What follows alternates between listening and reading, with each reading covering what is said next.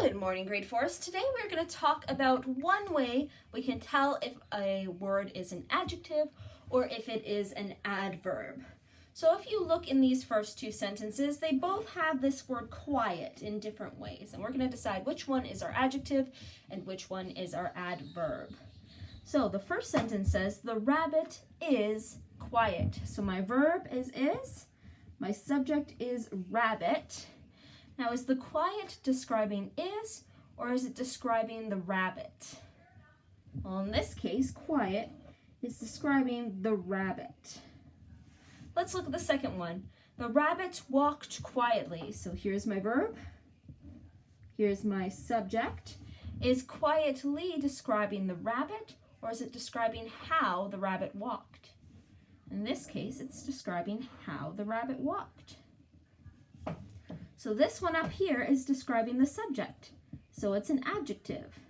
This one here is describing how the verb is happening, so it is an adverb. Another quick way to tell if something is an adjective or an adverb is by looking at the end of the word. You will notice that most adjectives, they just sort of end, but most adverbs end in an ly. That's not all adverbs, but a very good amount of them do end in ly. So we can actually change adjectives to adverbs just by adding an ly at the end of a word. I'm going to show you how I can do that with a few examples. So here are my adjectives: glad, happy, incredible. I want to change them into adverbs. So all I do is I add ly. I am glad. He gladly gave me a present. So that one's describing the verb, that one's describing the subject. What about this one, happy? Well, happy is a bit of a weird one because if we just add ly, that means we have two y's in a row. So this one actually becomes happily, like this. So the y turns into an I.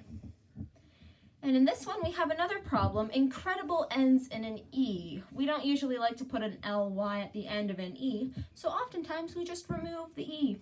So it looks like this: incredibly. Took off the E and just added ly like that. Most of your adverbs will look like this. Sometimes there's a special rule though, so there's two examples of a special rule.